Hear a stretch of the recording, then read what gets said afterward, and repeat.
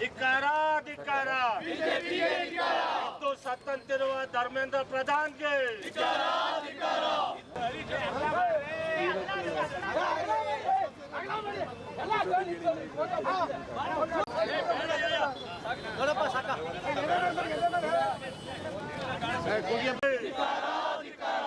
ಸತ್ತಂತಿರುವ ಧರ್ಮೇಂದ್ರ ಪ್ರಧಾನ್ಗೆ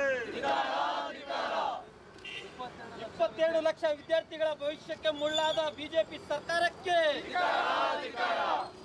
27 ಲಕ್ಷ ವಿದ್ಯಾರ್ಥಿಗಳ ಭವಿಷ್ಯಕ್ಕೆ ಮುಳ್ಳಾದ ಬಿಜೆಪಿ ಸರ್ಕಾರಕ್ಕೆ ಸೋಮಣ್ಣಕ್ಕೆ ಕೂರೋಣ ಒಂದಿಬ್ರು ಕೂರೋಣ ಈಗ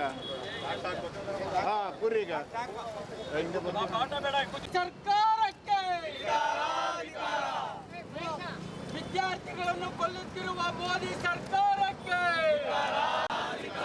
ನಿತ್ಯ ಮಕ್ಕಳನ್ನು ಕೊಲ್ಲುತ್ತಿರುವ ಮೋದಿಗೆ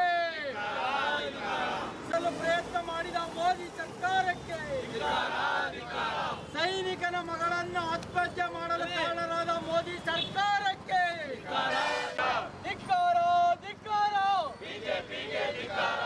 ಮಕ್ಕಳನ್ನು ವಿದ್ಯಾರ್ಥಿಗಳನ್ನು ಬಿಜೆಪಿ ಸರ್ಕಾರಕ್ಕೆ ಮಕ್ಕಳನ್ನು ಕೊಲೆ ಮಾಡುತ್ತಿರುವ ಬಿಜೆಪಿ ಸರ್ಕಾರಕ್ಕೆ ಸಾವಿಗೆ ಕಾರಣರಾದ ಧರ್ಮೇಂದ್ರ ಪ್ರಧಾನ್ಗೆ ಭ್ರಷ್ಟ ಬಿಜೆಪಿ ಕೇಂದ್ರ ಸರ್ಕಾರಕ್ಕೆ ಬಿಜೆಪಿ ಸರ್ಕಾರಕ್ಕೆ ಬಿಜೆಪಿ ಕೇಂದ್ರ ಸರ್ಕಾರಕ್ಕೆ ಧರ್ಮೇಂದ್ರ ಪ್ರಧಾನ್ಗೆ ಭ್ರಷ್ಟ ನರೇಂದ್ರ ಪ್ರಧಾನ್ಗೆ ಬೇಕೇ ಬೇಕು ತೊಲಗಲೇ ತೊಲಗಲೇ ವಿದ್ಯಾರ್ಥಿಗಳ ಭವಿಷ್ಯಕ್ಕೆ ಮುಳ್ಳಾಗಿರೋ ಬಿಜೆಪಿ ಸರ್ಕಾರಕ್ಕೆ ವಿದ್ಯಾರ್ಥಿಗಳ ಭವಿಷ್ಯಕ್ಕೆ ಮುಳ್ಳಾಗಿರೋ ಬಿಜೆಪಿ ಸರ್ಕಾರಕ್ಕೆ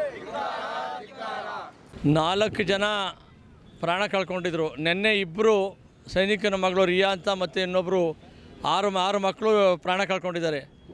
ಅವರು ಓದಬೇಕಾದ್ರೆ ಎಷ್ಟು ಕಷ್ಟ ಅಂತಕ್ಕಂಥದ್ದು ಅವರು ಎಷ್ಟು ಖರ್ಚು ಮಾಡ್ತಾಯಿದ್ದಾರೆ ಅಂತ ಹೇಳಿದ್ರೆ ಬರೀ ನೀಟ್ ಎಕ್ಸಾಮಿನೇಷನಲ್ಲಿ ಎಲ್ಲ ತಂದೆ ತಾಯಂದಿರು ಖರ್ಚು ಮಾಡ್ತಾ ಇರ್ತಕ್ಕಂಥ ಹಣ ಎಜುಕೇಷನ್ಗೋಸ್ಕರ ಈ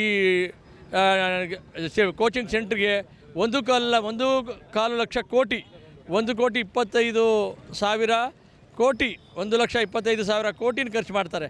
ಈ ನೀಟ್ ಎಕ್ಸಾಮ್ಗೋಸ್ಕರ ಪೋಷಕರು ಖರ್ಚು ಮಾಡ್ತಾ ಇರ್ತಕ್ಕಂಥ ಹಣ ಇಷ್ಟೆಲ್ಲ ಖರ್ಚು ಮಾಡಿ ಆ ಮಕ್ಕಳು ಭಾಳಷ್ಟು ಶ್ರಮವಹಿಸಿ ಇಡೀ ಬದುಕನ್ನು ಅವರು 20 ವರ್ಷ ಅಂತ ಹೇಳಿದ್ರೆ ಅವ್ರಿಗೆ 18-20 ವರ್ಷ ಆ ವಯಸ್ಸು ತನಕ ಅವರು ಓದಿ ಬದುಕನ್ನು ಅದಕ್ಕಾಗಿ ಮೀಸಲಾಗಿಟ್ಟಂಥ ಮಕ್ಕಳ ಜೊತೆಲಿ ಚೆಲ್ಲಾಟ ಆಡಿಕೊಂಡು ಇವತ್ತಿನವರು 81 ಬಾರಿ ಇದು ಪ್ರಶ್ನೆ ಪತ್ರಿಕೆಗಳು ಔಟ್ ಆಗಿದ್ದಾವೆ. ನೀಟ್ ಪತ್ರಿಕೆಗೆದು ಸುಮಾರು ಸಲ ಆಗಿದೆ. ಇಂಥ ಒಂದು ಕೆಟ್ಟ ಪರಿಸ್ಥಿತಿ ನಿರ್ಮಾಣ ಮಾಡಿದಂಥ ಮೋದಿ ಸರ್ಕಾರ ಅದು ಇವತ್ತು ನೋಡಿ ಅವ್ರ ಸೈನ್ಯ ಬರಬೇಕಾದಕ್ಕೆ ಯಾವುದೇ ರಾಜ್ಯಗಳಲ್ಲಿ ಒಂದೊಂದು ಇಲಾಖೆಗಳು ಆರಾಮಾಗಿ ನಡೆಸ್ಕೊಂಡು ಹೋಗ್ತವೆ. ಇದಕ್ಕೆ ಸೈನ್ಯ ಕರೆಸಿದ್ದಾರೆ ಇವತ್ತು. ಆದರೂ ಕೂಡ ಪರಿಸ್ಥಿತಿ ಈ ಮಟ್ಟಕ್ಕಿದೆ.